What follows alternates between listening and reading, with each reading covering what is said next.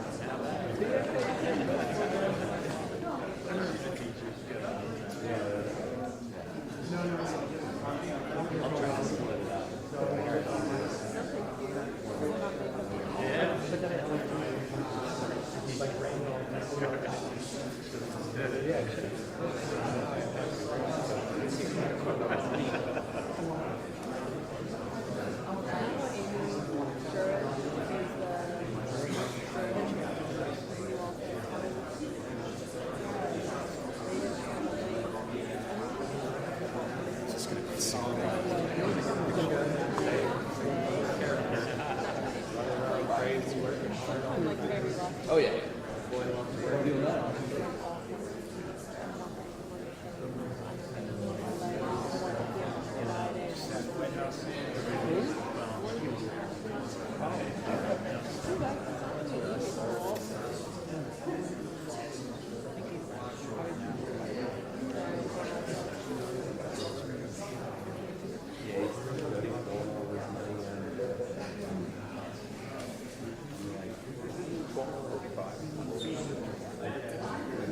But if that's like on time, it's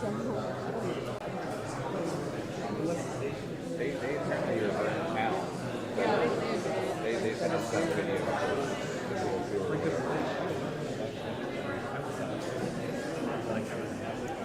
Do you know how far away the derailment is from here?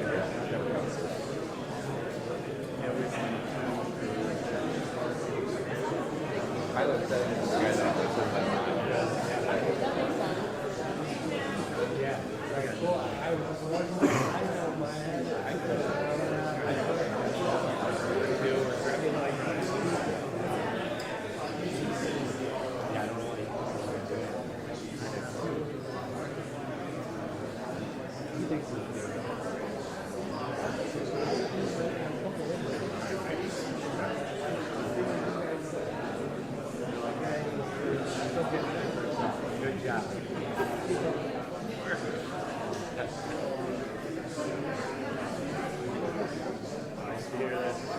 Yeah, 2%.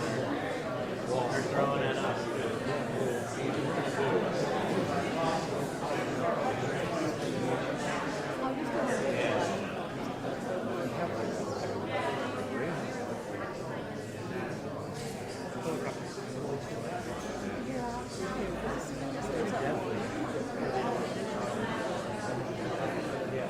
They do. I mean, yeah, that's the only way.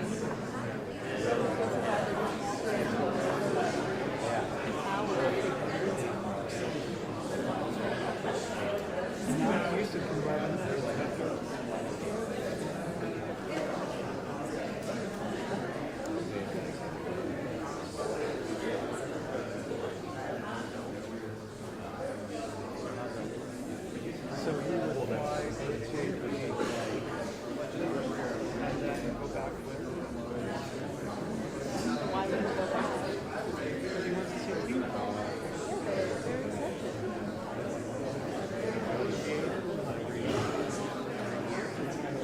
No. They were like trying to do Quarters on the other side. Here. Yeah, I just didn't want to make sure you didn't get caught. Thank you.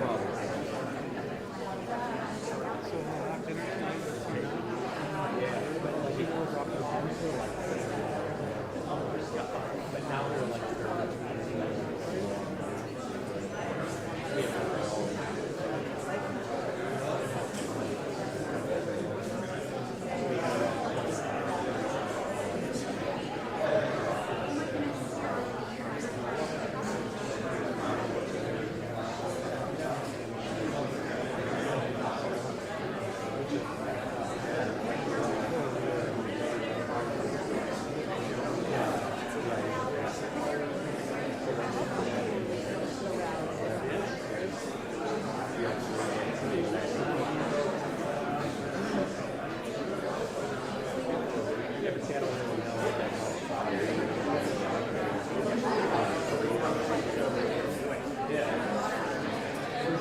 yeah, it's good. I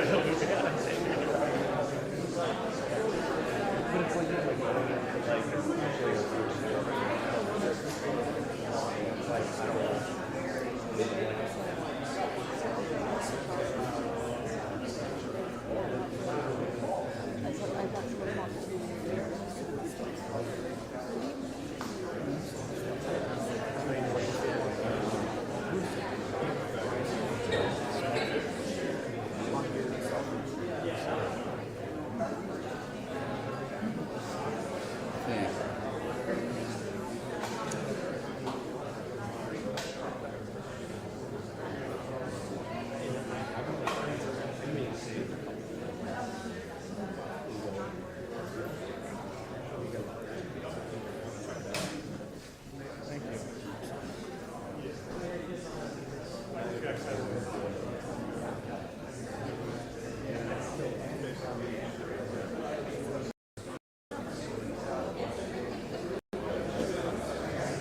Hopefully they give us the 10-minute warning. I got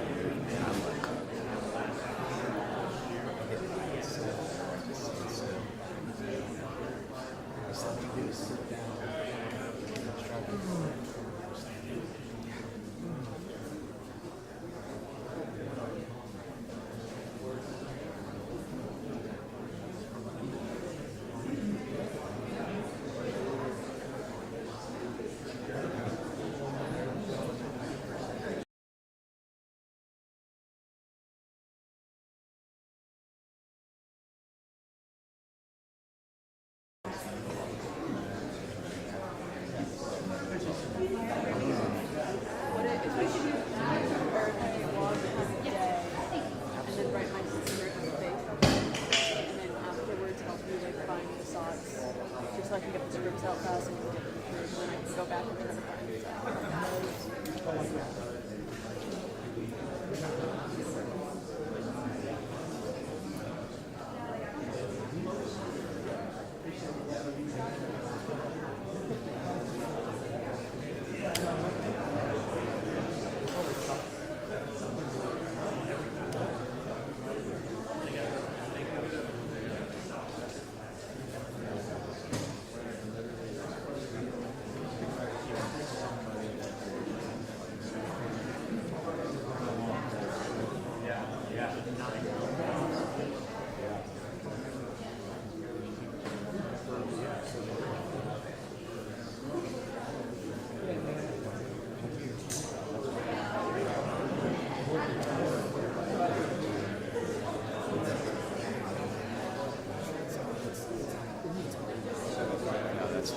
I was thinking that earlier when I saw it.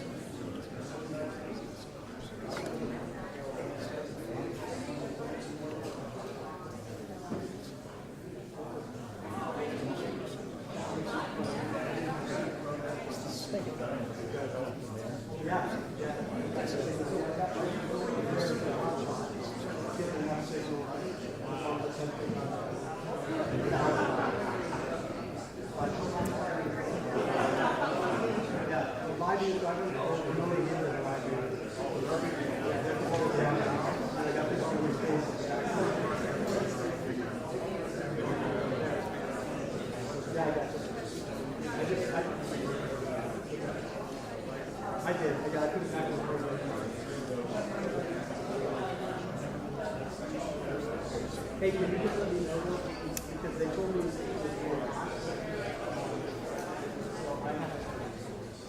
this is what I have.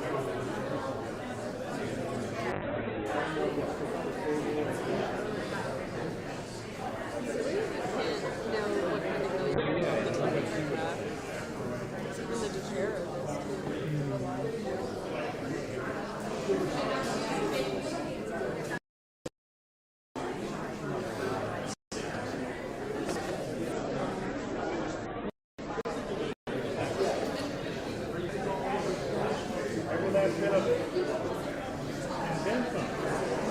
You want to come up here and join me? Oh, okay.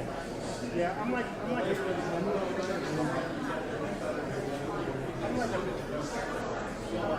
fourth floor person. You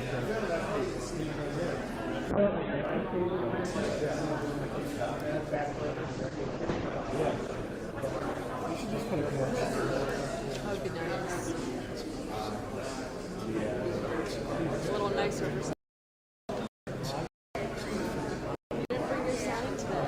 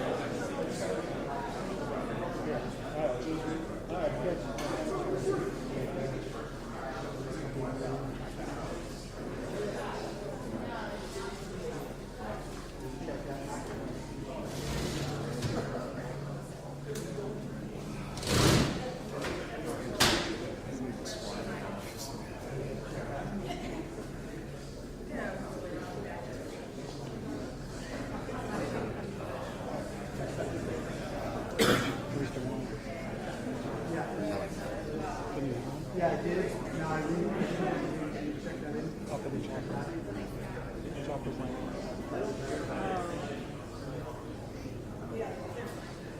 One wasn't on the tour. The tour is probably there. I'm trying to. What's wrong?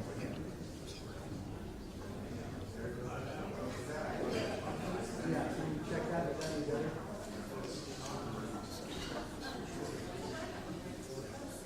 I got you. Can you hear me? Because, I'm trying to do audio. I got you.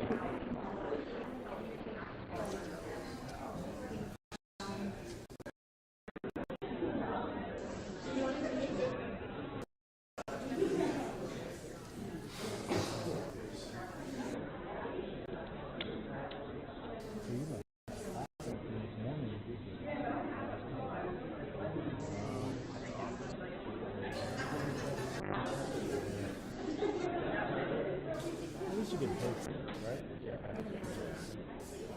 for some reason it seems all through on my phone.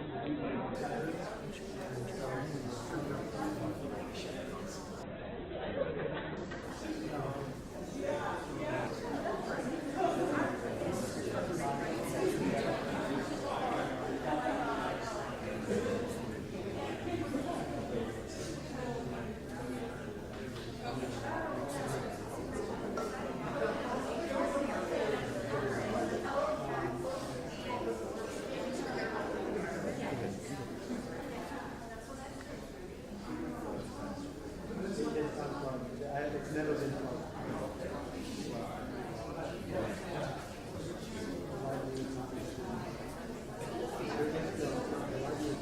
When we go out to the sign, surprise or I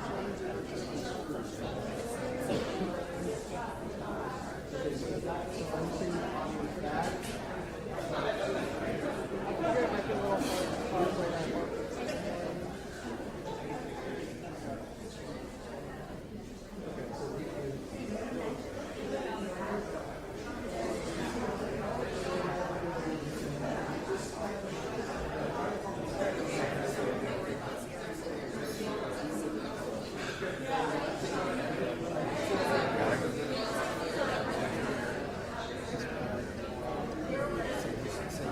Save me some juice.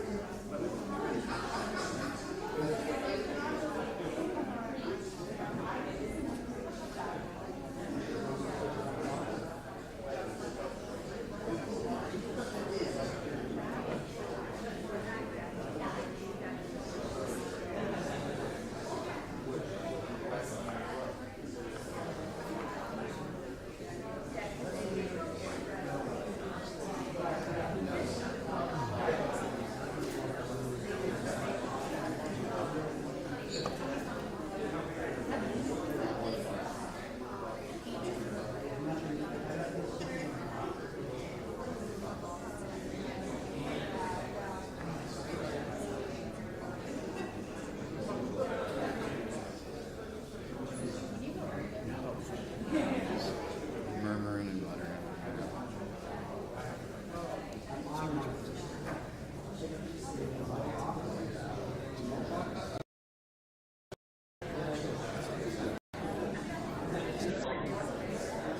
Yeah, when I go to line, I don't know.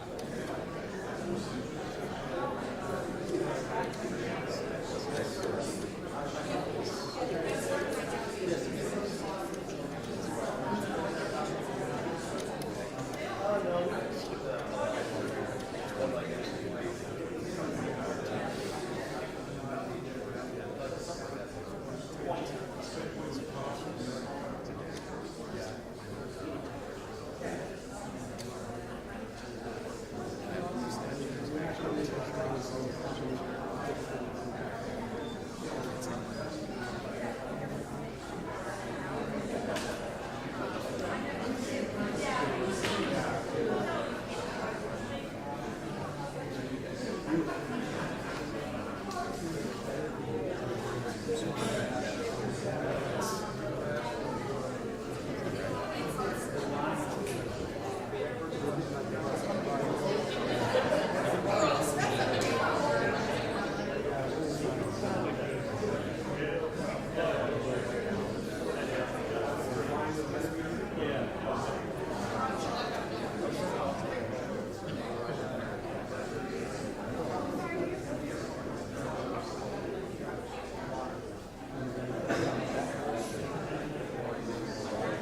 I can think about right now is what happened.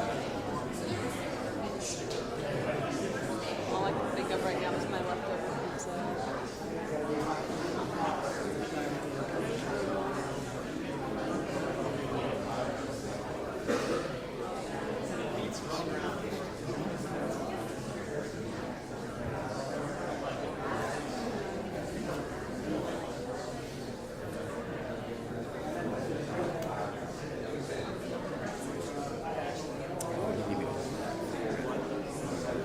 This isn't gonna last an hour, is it?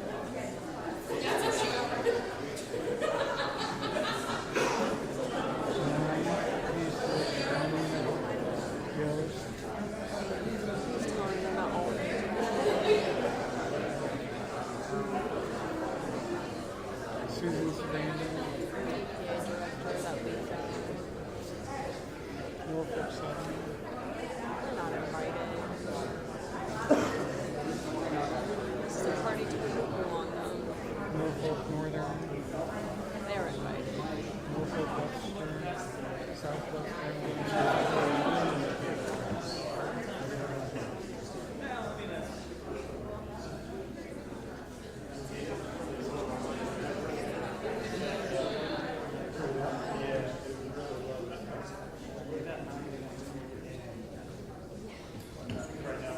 Yeah, right now they're not treating it.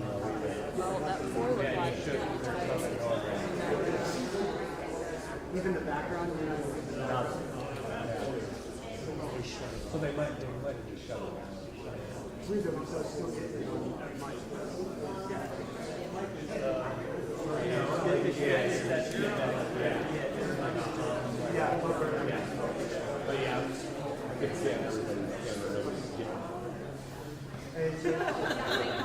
Yeah, so I You know, 2 seconds, I was like,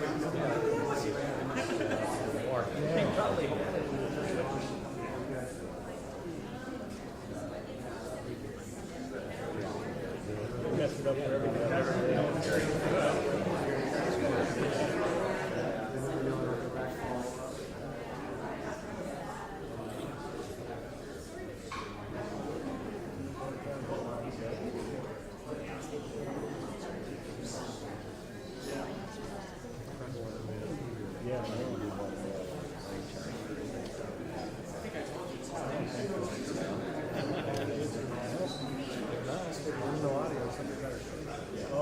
Everybody's the same.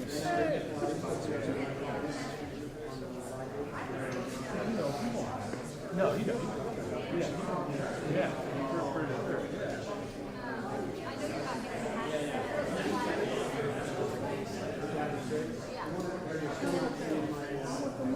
The OTs.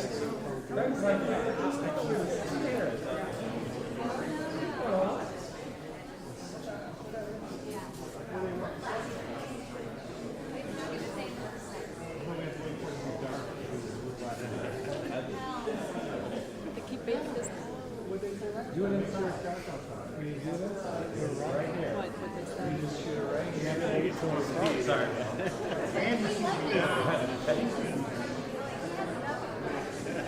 Randy wants to stay too. Lindsay and I will go. You and Randy are going. God. I'm gonna text it and ask them. Wait till it starts. Or we're just doing it here. Are we gonna be allowed back in? I'm not sure I'm gonna be able able to, I'm not gonna be able to rent this thing. I'm gonna have to be walking. I'm sure once I get the clears off, I'll be all those Unless they do the private they are the same. Well, we can just still push the thing across the front. It's one of the good ones. One of the good ones.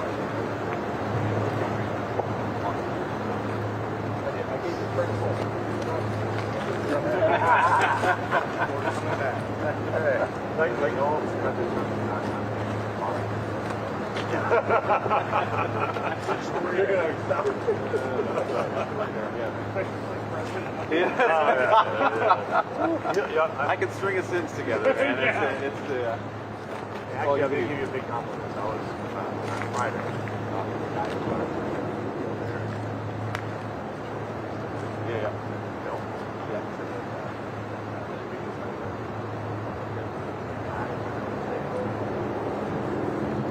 Because you asked about his family. I mean, he was like, that guy's your press agent. The barrier is so low. Basic social skills and being able to speak in complete sentences. Yeah. And I'm the best VP in the last 4 years. Right? Well, tell me about what's going on. It looks good. I mean, it's noticeably different from the last time I was here. A lot of things changed, so definite progression. They're finishing up with some small areas.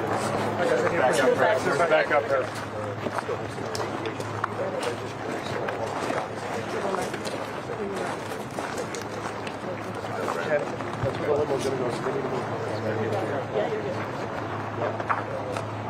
As you come in, all that stuff back on. Finish it up with the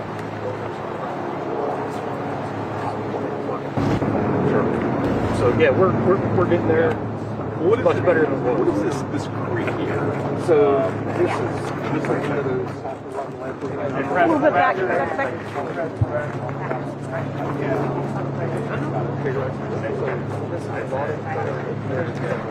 Hey guys, I need everyone to start moving this way, please. Thank you. Thank you. Pass the car, please. Thank you.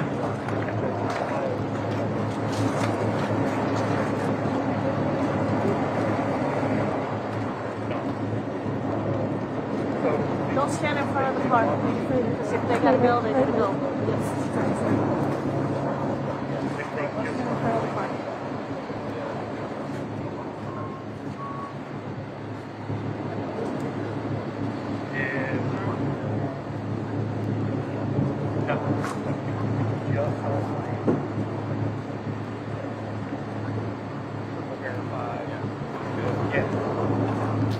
All right, press, we're going. Let's go.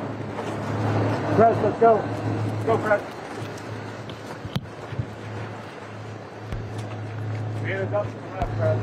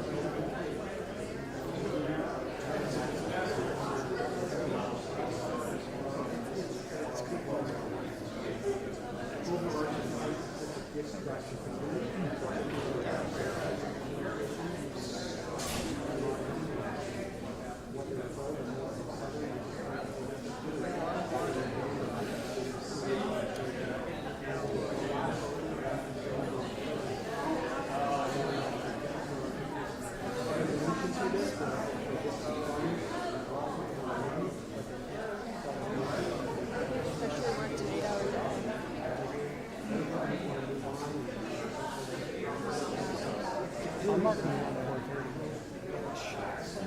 Because I was in early. Yeah. Had to gas up and all that. Yeah, I'll gonna stay calm.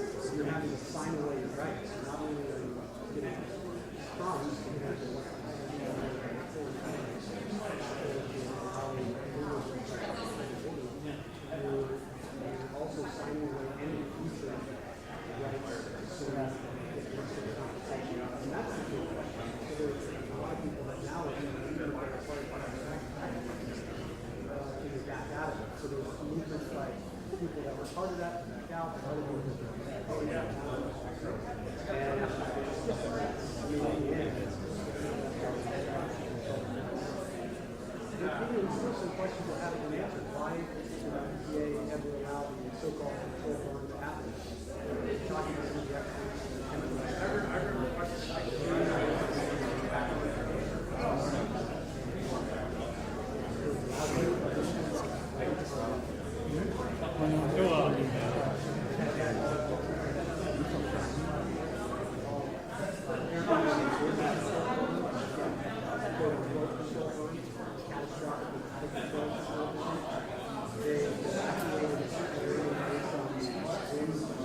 Conditions at the time.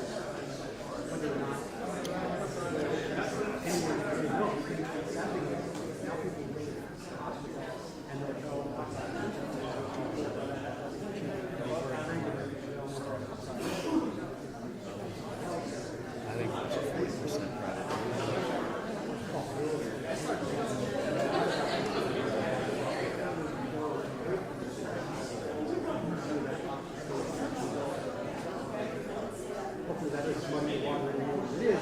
It's again, normally true.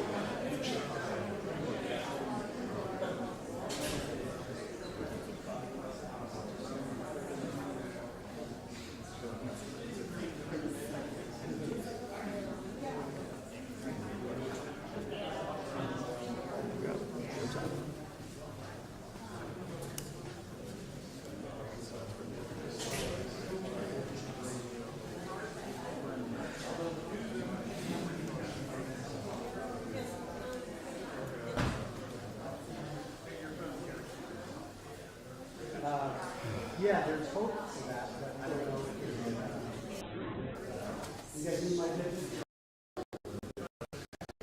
Oh, the phones? Okay, I'm getting word I gotta bring my phone, guys. So we're missing the connection. Give me just a second. But yes, there's Terrence, give me just a second. I'll be right back.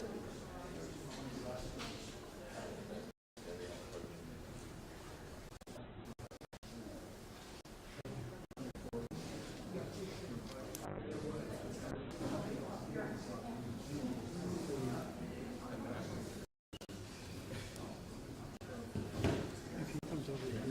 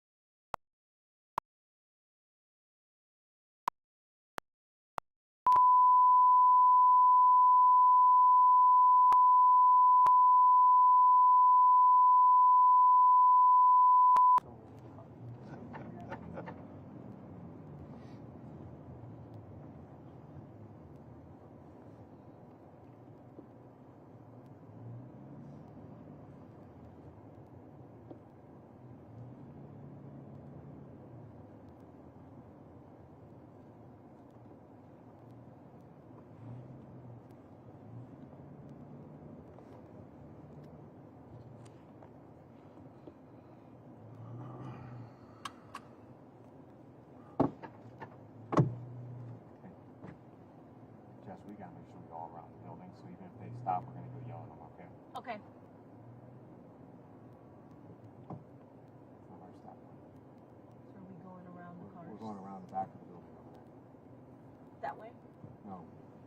kids going to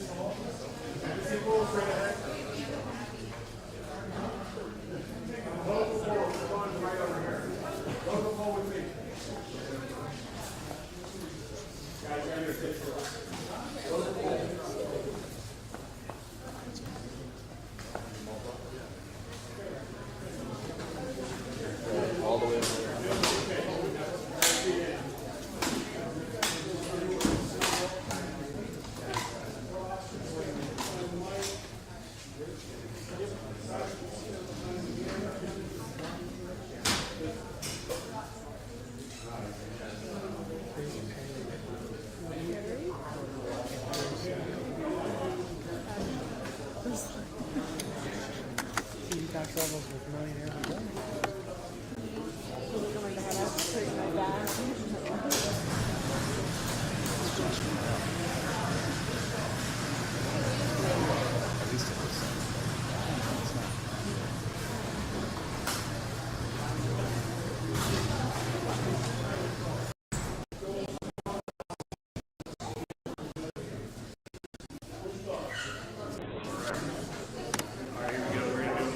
Check 1, 2, 3, 4. As we do these podium microphone checks, let me know that you're good. Podium microphone checks. So cool. 2, thumbs up. Thank you. Thank you. This season, you know, we're still getting situated in here. Like kickers. Your XLR's plugged in.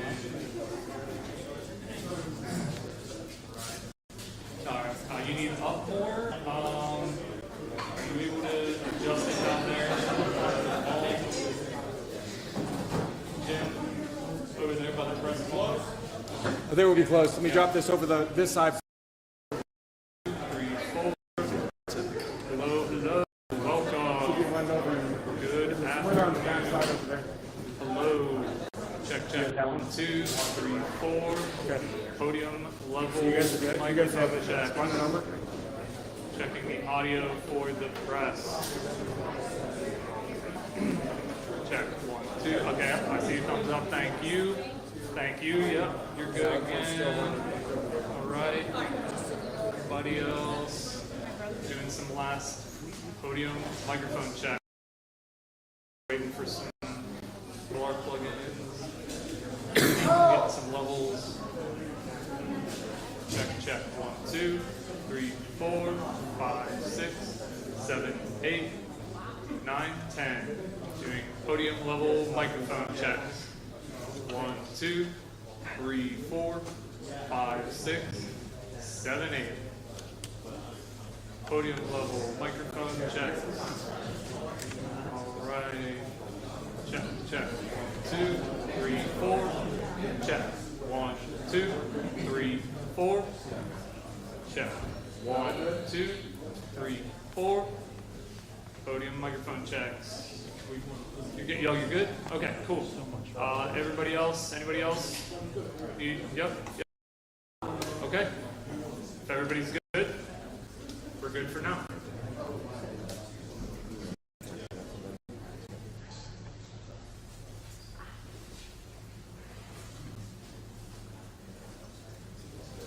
Okay, press, stand easy. We've got about 10 minutes before we get started.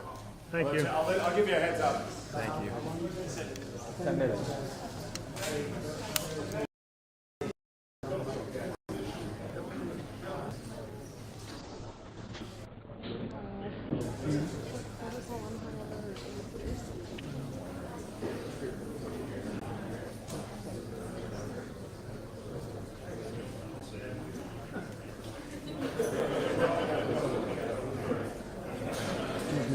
When he gets ready to come out, can you just lean back just a little bit so I can just get him coming out the door? If I can.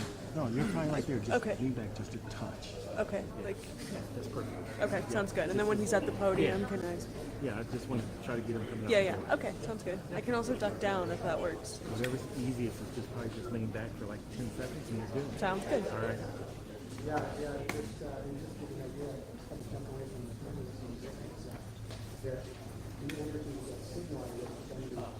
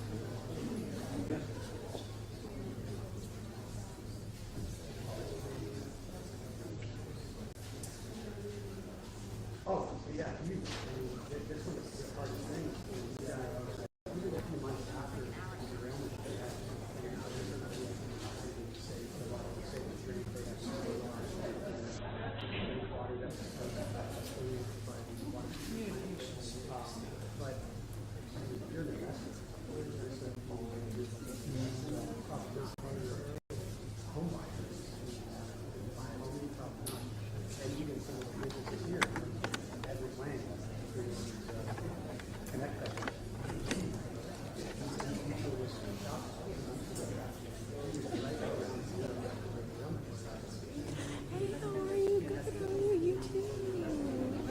Thank on the new roll. Yeah. You too. We'll have to catch up soon. Yes. Yeah. Yes.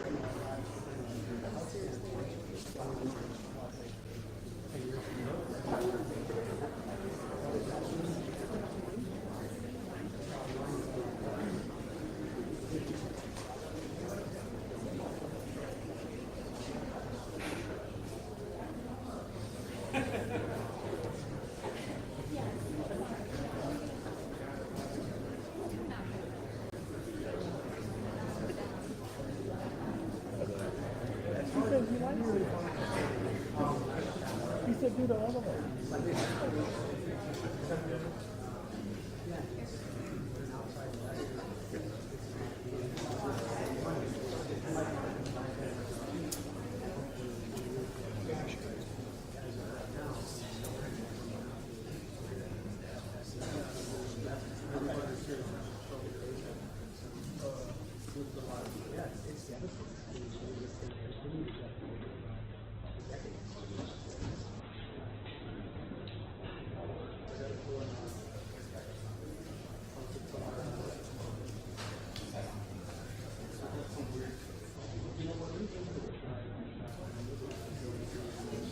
Right. I mean, that's one of the areas most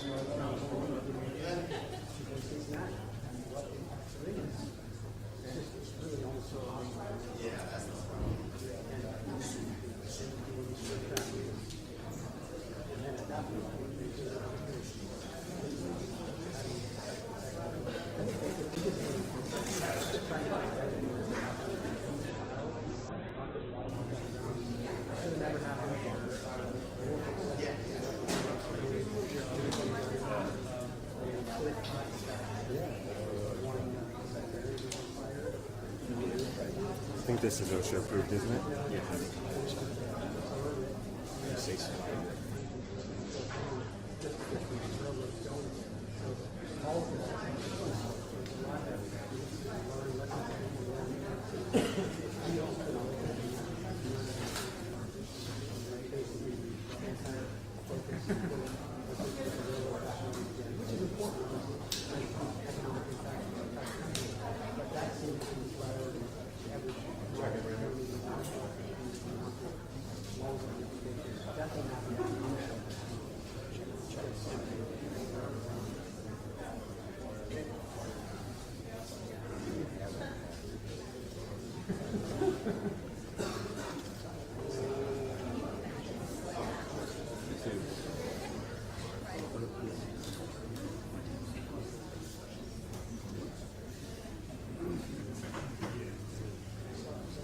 Yeah, no, they feel like All right, we have last audio checks right now. Last audio checks. 1, 2, 3, 4. Doing our audio checks. 1, 2, 3, 4. Checking. Audio. 1, 2, 3, 4. checking. There we go. All right, got the thumbs up. Anybody else? Is everybody good? Good, good, good. Thank you, thank you. Awesome. All right.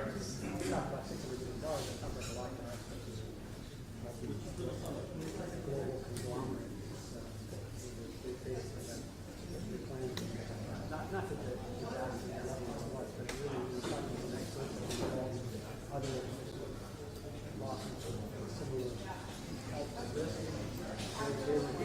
Okay, Press, at the end of the remarks, I'm going to need you all to hold while the pool leaves first, since there's so many here. So make sure that we make way for the pool to get out before you guys start moving. And that's going to be including pulling cables, so make sure you pull it at the end so we can get out. Thank you. Okay, you can go. Yeah, go wherever you want. Yeah. No, they haven't been given us direction on whether it's going to take questions or what that is. That's what it's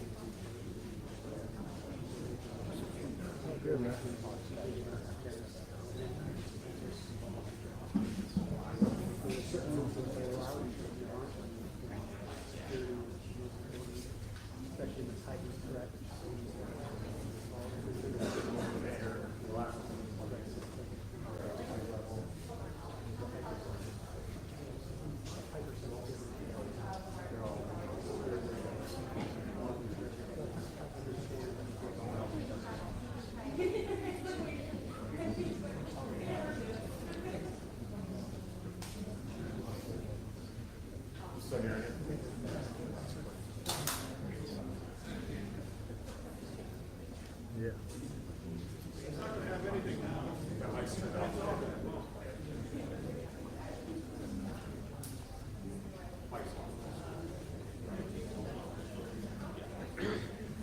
Well, it's mainly that they're all happy that he's coming and the others are not expecting him to come back. Everyone they want to see something visual. They don't want to see photo ops of this.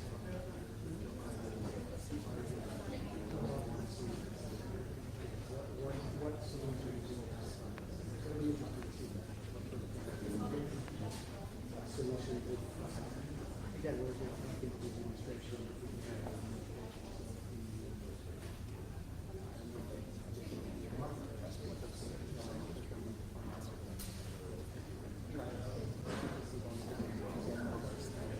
That's actually everybody. What do they actually do? How do they actually help?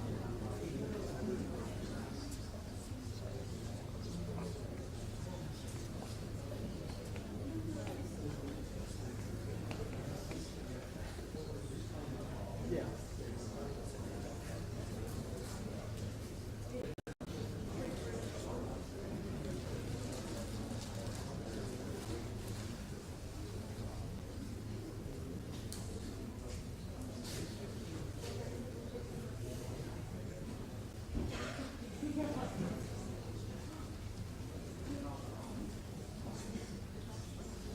Definitely feels more divided now. Initially, the sense of, well, push it together and watch here. And now the division. It's just, it was always like, that first several months, like, still something else going on. Now it's just, okay, 2 years later, still have resolution, and really a sense that whatever's going to happen,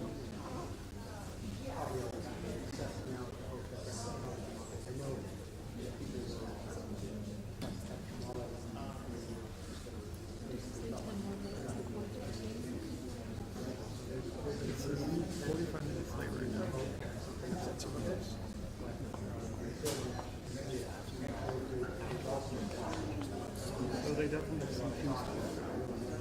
They definitely have some things to it. to try to have politicians show up.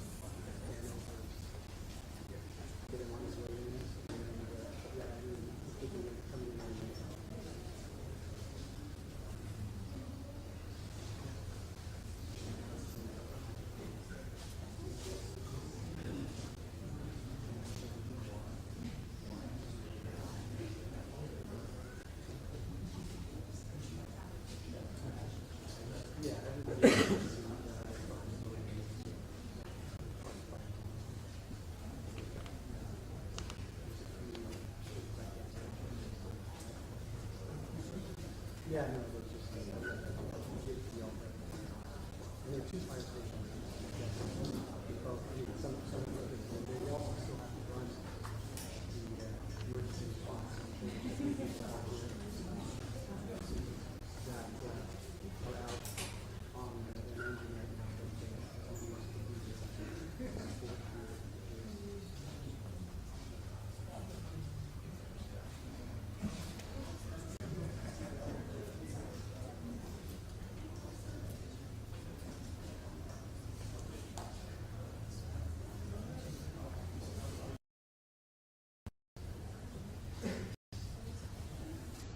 Yeah, I'll be wrapping up after this. We're going to be moving back up shortly after this.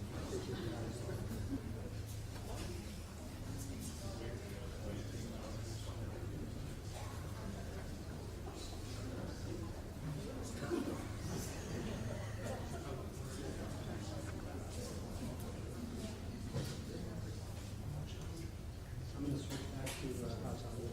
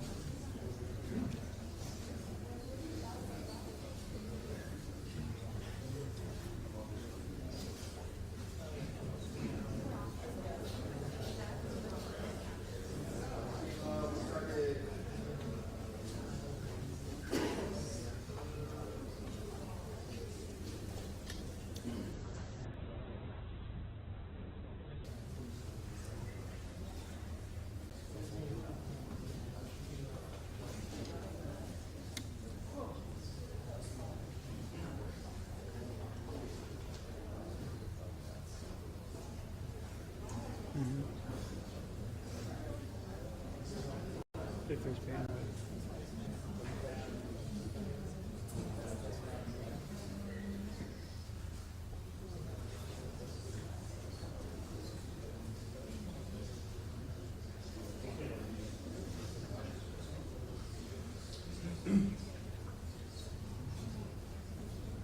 Okay, folks, 2-minute warning.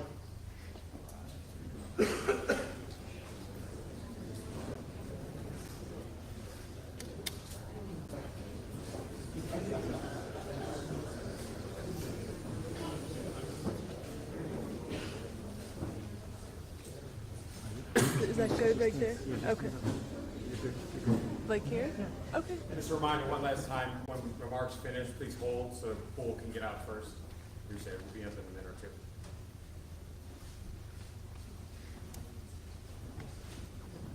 Or around 4. Or around 4 o'clock.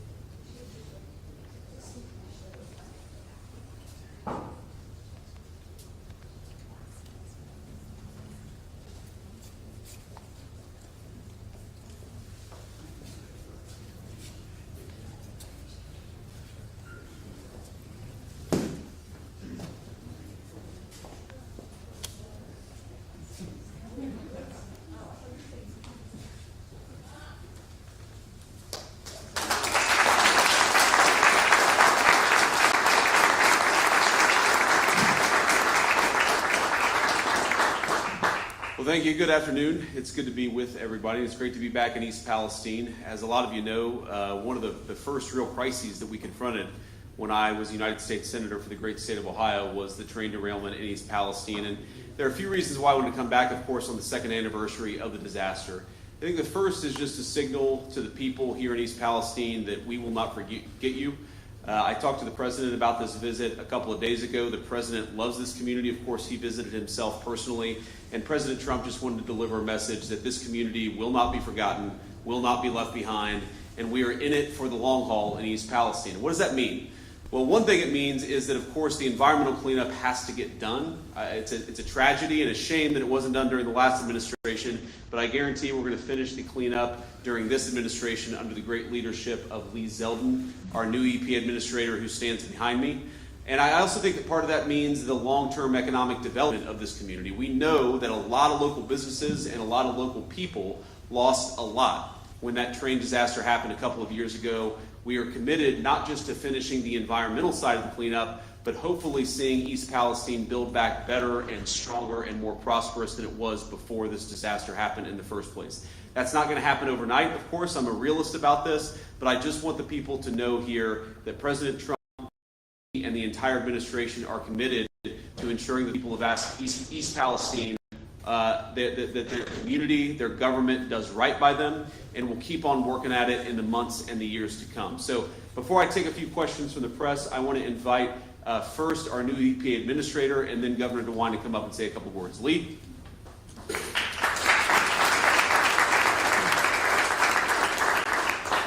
I was just sworn in middle of last week, and as soon as I was sworn in, I instantly heard from the Vice President's office saying that your first order of business right away, your first trip, we're going to East Palestine.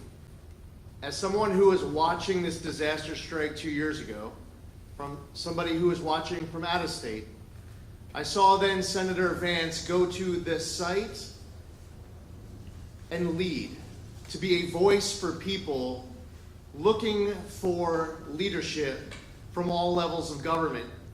It educated the rest of us around America what was going on, and it motivated all of us to want to be able to do our part now knowing this tragedy and what it meant for this community.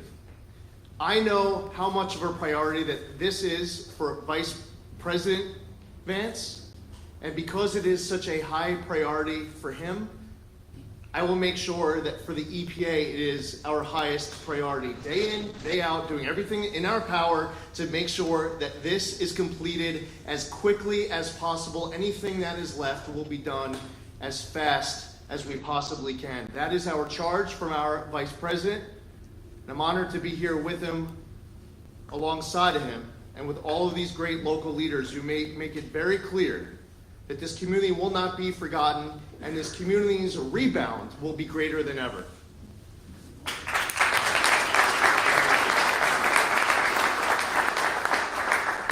Well, Mr. Vice President, thank you for coming back. As the Vice President said, one of the first major crises he dealt with was this one.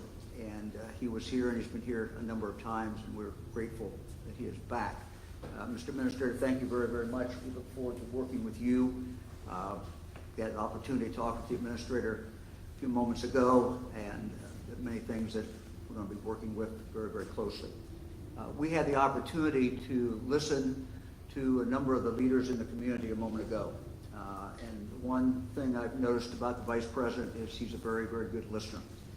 And taking that information back, he's here to find out more information. We're here to find out more information. So there are, I think, some very, very positive things that we can do. And that we're going to be working with the Vice President, with the Administrator, to make sure that is done. That is resilient, is tough, and is strong. It's a great, great community. It's a great place to raise a family. My wife, Fran, and I have spent some time in the school, just talking with students over the last several years. And it's just a great, great community. But it's also a community that continues to need a little assistance. And we're certainly going to be willing to do that, and are going to be doing that. Again, Mr. Vice President, thank you very much for being here.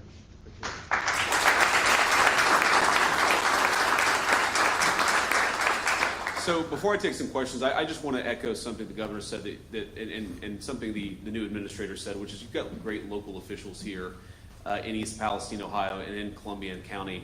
I particularly want to thank Mayor Conway for your leadership, of course, during the terrible disaster, but of course in the couple of years since. And I think that this community will build back stronger.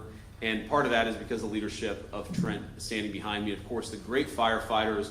I'm honored to have you guys joining us. I know that a lot of you took it upon yourselves to make sure this community thrived and survived in the wake of that disaster. We're thrilled to have you here, and we're honored by your presence.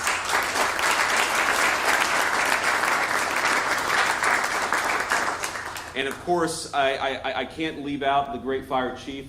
Chief, where are you? There he is. The good thing about the fire chief is whether you're a United States Senator or the Vice President of the United States, he tells you exactly what he thinks you need to hear. And in the case of this community, I think you've got a great advocate here in the fire chief and the mayor. So we'll keep working at it. We recognize this is a long-term commitment, but we're in it for the long haul. Jack, you got a question? Yes, sir, Mr. Vice President. When you scraped that stick along the creek bed 2 years ago, everything changed. Could you speak to your leadership role in that, President Trump's leadership role, and will that include going forward advocating for something like the Railway Safety Act passage?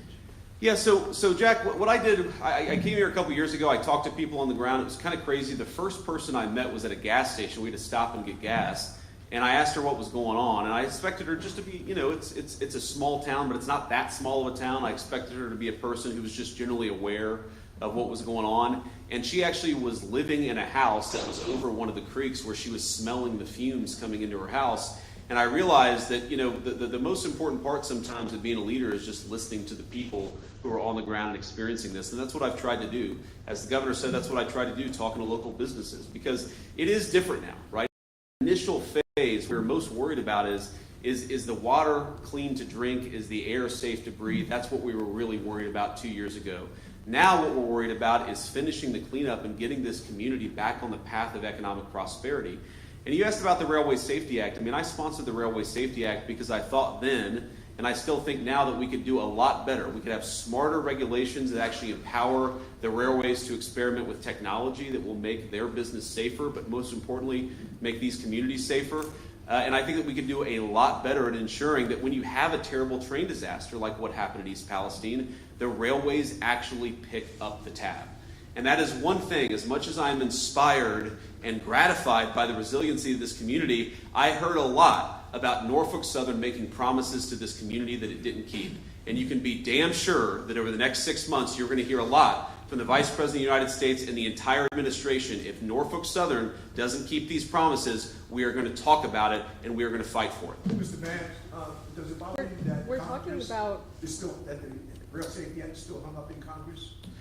Sorry, say that again, sir. Does it bother you right now that the Rail Safety Act is still hung up in Congress? And what is your message to the members of Congress on that legislation? Well, look, I'm bothered that it wasn't brought up for a vote in the last Congress, because I at least know in the United States Senate we had the votes to pass it.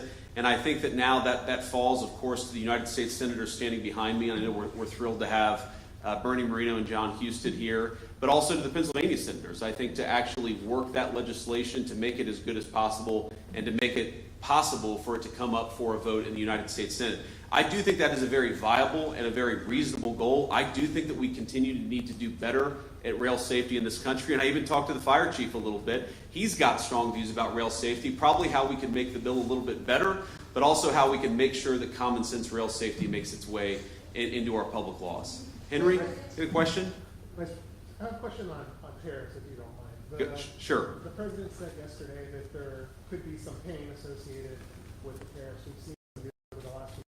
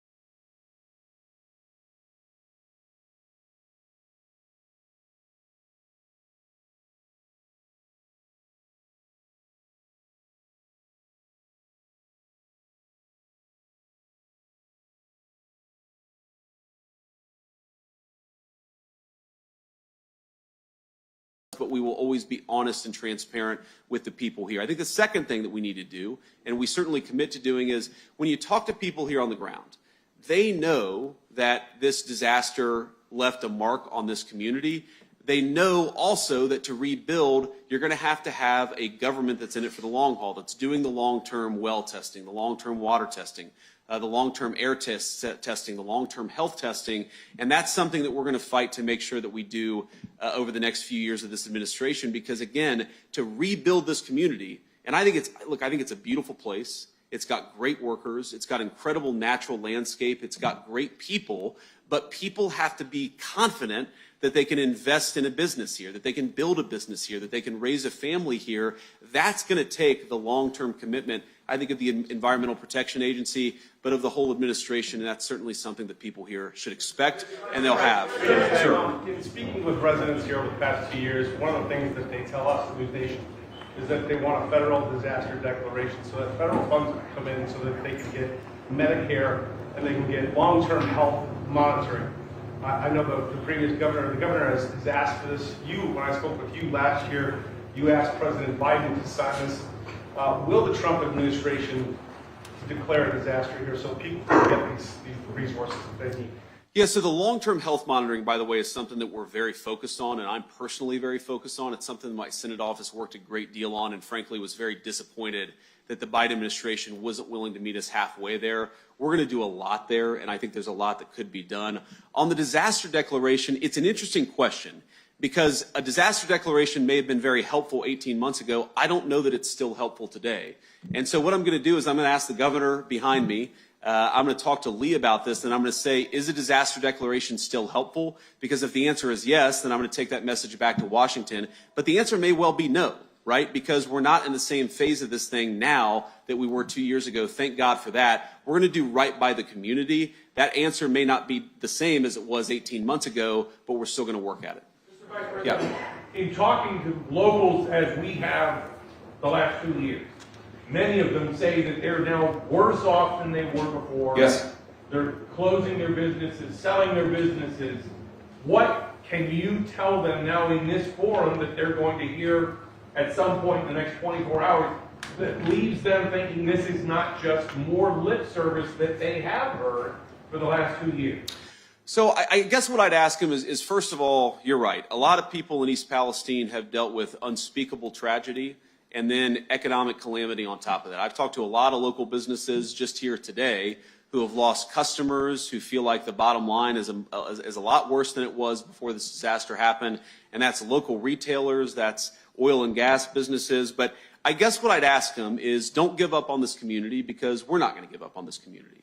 And it's not always going to be easy, and I'm not going to be able to take away the 2 years of economic pain that have been caused by this train disaster, but you do now have a government that cares about you, that's going to work on these problems, and isn't going to snap its fingers and fix everything, because that's not how any of this works, but is going to fight every single day to make sure you get the infrastructure, the redevelopment aid, and certainly the health and environmental aid that you need to get back on your feet. I really do believe that if we work this the right way, that if the federal government, the state government, the EPA administrator, and the people on the ground are willing to work for this community, then we're going to do better by East Palestine than we have over the last couple of years. That's certainly my commitment to this community. Okay, John. We talked rail safety probably more than anything over the last 2 years. When you introduced it, you spoke for yourself, you spoke for the constituents of Ohio. You now speak for the administration. Sure. Does the administration stand behind the Rail Safety Act as you introduced it? Well, John, the president endorsed the Rail Safety Act, of course, when it came out. And so certainly I think that we can say with confidence the president shares my view that we need some common sense rail safety. And yes, that is something that we're going to work on over the next couple of years. It's something that I think that we have a much better shot at, frankly, with Republicans in charge. Remember, we had the legislation. It was bipartisan. We had it in a place where it would have passed the United States Senate. Chuck Schumer just refused to bring it up to the floor for a vote. And so, yeah, I think things are a little bit different this time, and we're going to make sure we get this right. Mr. Vice President. Now, Henry asked me a question about tariffs. Let me say this, Henry. So I think for a couple of, look, not just a couple of years, for 40 years, with one very obvious exception, I think that we have had successive administrations who have not recognized that America's economic power is not just a source of prosperity, but is also something that we should be willing to put to use to make the American people safer and healthier. And unfortunately, we have had, especially at our southern border, a southern neighbor, and I think an important ally if they want to be, who has not taken their basic responsibility seriously about securing their own border and doing basic law enforcement within their own country. Now, what's happened?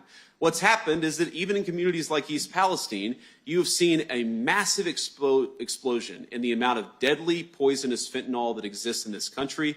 We've seen the toll in orphan children, in families who have lost loved ones, in over 100,000 lives per year, most of which have come, 100,000 lives per year lost to drug overdose, most of which have come from the fentanyl problem. Mexico has got to do a better job, and President Trump's message is very simple. We are done being taken advantage of.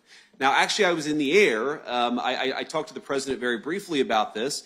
He spoke with the president of Mexico this morning, and the president of Mexico committed to putting 10,000 additional Mexican troops on that southern border, our southern border, of course, the Mexicans' northern border, to take law enforcement more seriously, to go after those Mexican drug cartels a little bit more aggressively.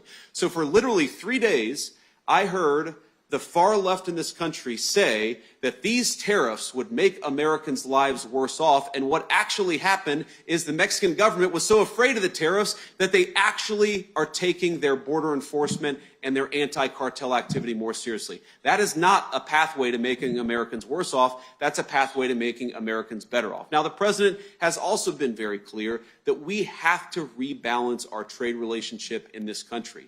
Every single country, if you look even at our northern neighbors, Canada, do Americans realize that the Canadians charge massive, massive tariffs on our products that go into the country of Canada, including on our great agricultural products that people right here in the state of Ohio depend on?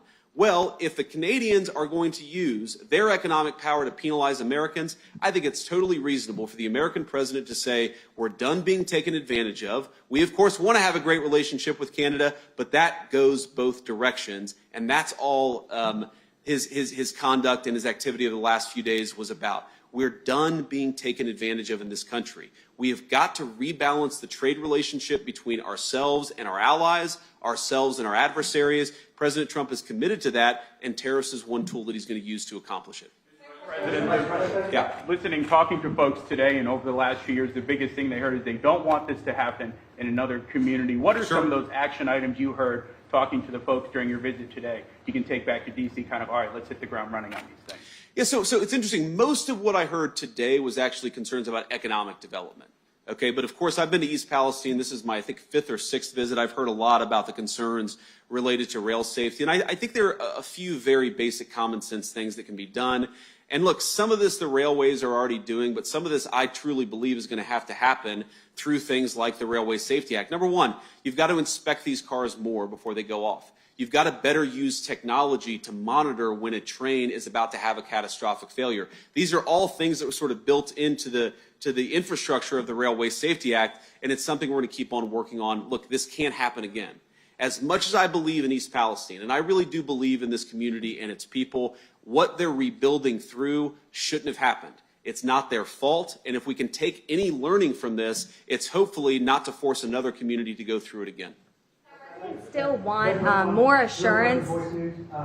So to Lee Zeldin, one of the things that was done, the question that's still raised is why the initial burn was allowed to happen from the EPA standpoint in the first place. And then when that plume went across into Pennsylvania and other states, a lot of testing wasn't done there. Back to what you were just talking about, the tariffs. So much money was spent on foreign countries, on allowing illegals into our southern border. A lot of this community feels like they've been abandoned, and it's been addressed already, but what is going to be done tangibly that you can see going forward that may address some of those? Will there be more testing done on areas that haven't been tested yet, more funding, or holding Norfolk Southern accountable, more than the $70,000 they've offered per person? Yeah, so a couple of quick things on that, and I'll take one more question, then we'll have to hit the road. So if you go back to the original promises that Norfolk Southern made, right? One, there was a big settlement for all the people who were personally injured from the disaster. I'm not talking about the environmental problems. I'm talking about those who were directly injured, like some of the chief's firefighters who sacrificed and need to be compensated for it. It turns out that a lot of those compensation promises have not been met, even though they've been built into court orders. That is unacceptable. We're going to talk to Norfolk Southern about it. Another Norfolk Southern promise is we talked about building a training facility in East Palestine that would train firefighters from Pennsylvania, West Virginia, and Ohio. But also, and the governor made this point to me privately, unfortunately, the firefighters behind me know more about how to deal with a railway disaster than almost any firefighting corps in the entire country. Let's turn that into knowledge that we can spread across this tri-state area and actually make better firefighters, or at least more well-trained firefighters, out of that process. Well, Norfolk Southern promised they were going to provide the money to build that training facility, and every single person to a man has told me that money has not come. Well, that's unacceptable too. So I think that a lot of this comes down to making sure the promises of Norfolk Southern actually turn from promises into reality, and that's something we're going to work on and certainly take back to Washington. Still want more assurance, Vice President, residents still want more assurance that any health concerns in the future will be covered, and they also want further health studies, which may be highly unlikely if the administration is making cuts to agencies like the National Institute of Health and the CDC. So what will you do about this? Well, first of all, I'd say cutting ridiculous bureaucracy actually facilitates providing important services to people here on the ground. We all know that we have a government that wastes too much money, frankly, where there's a lot of fraud built into how our government spends money. And one of the things that does is waste taxpayer dollars. But the other thing that it does is it ensures that the money that we have in our resources at the federal government don't end up going to the people who actually deserve it. And so President Trump's desire to bring some efficiency back to the federal government, that's not going to be bad for the people of East Palestine. It's actually going to ensure that the resources we spend on health actually go to people on the ground rather than bureaucrats. And frankly, we're not talking about a lot of money. When I was working on this with the Biden administration, you know, we needed $5 million to start the long-term health study that we wanted to start. I know there's some negotiation about where exactly that money is going to come from. I think it should come from Norfolk Southern and not from the taxpayers. But we are committed to ensuring that people's long-term health needs are met on the one hand, and that those long-term health questions are answered. I really do believe that a critical piece of rebuilding East Palestine is giving people confidence that they can raise a family in health and safety here in this community. Now, I believe that's true, but the only way that other people are going to believe that's true is if folks like Lee Zeldin at the EPA and the broader administration take those health and safety concerns seriously. I promise the people of East Palestine we are taking those concerns seriously, and we will do so for the remainder of President Trump's administration. God bless you guys. Thank you for being here.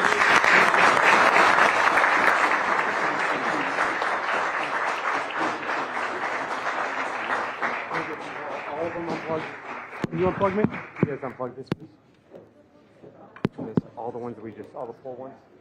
There's no more sound. It's coming through anyway. Yeah, that one. Just push the button.